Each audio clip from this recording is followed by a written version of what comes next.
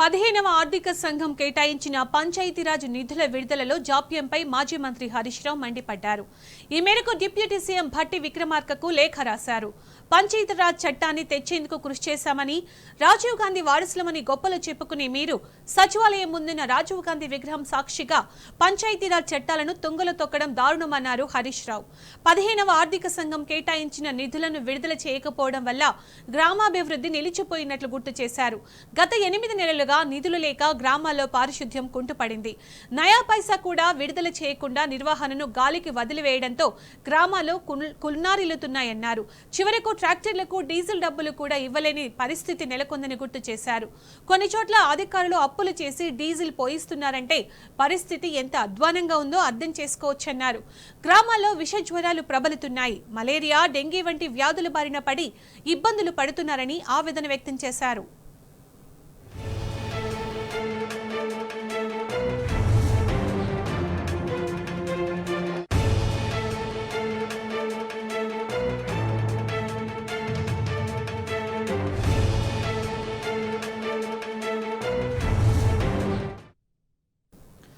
మరోవైపు ఒక్క ఉద్యోగులు పారిశుద్ధ్య కార్మికులకే కాదు, పదవీ కాలం గడిచి 4 నెలలైనా సర్పంచులు, ఎంపీటీసీలు, జెడ్పీటీసీలకు సైతం 8 నెలల గౌరవ వేతనాలు చెల్లించని పరిస్థితి ఏర్పడింది. ప్రతి నెల 1వ తేదీని జీతాలు చెల్లిస్తామని గొప్పలు చెప్పుకున్న కాంగ్రెస్ ప్రభుత్వం ఆచరణలో మాత్రం అందుకు పూర్తి భిన్నంగా వ్యవహరిస్తుందన్నారు. మాజీ సర్పంచులు గవర్నర్ను కలిసి తమ పెండింగ్ బిల్లులు విడుదల చేయాలని మొరపెట్టుకునే పరిస్థితి కాంగ్రెస్ పాలనలో వచ్చింది. ఇప్పటికైనా కళ్లు తెరిచి 15వ ఆర్థిక సంఘం కేటాయించిన నిధులను వెంటనే పంచాయతీలకు విడుదల చేయాలని, పాడైపోతున్న గ్రామ పంచాయతీ వ్యవస్థను తిరిగి గాడిన పెట్టేందుకు కృషి చేయాలని బీఆర్ఎస్ పార్టీ పక్షాన కోరారు. అక్టోబర్లో రాష్ట్రానికి హక్కుగా రావాల్సిన 15వ ఆర్థిక సంఘానికి సంబంధించిన 2వ విడత నిధులను సాధించేందుకు తగిన చర్యలు తీసుకోవాలని హరీష్ రావు విజ్ఞప్తి చేశారు.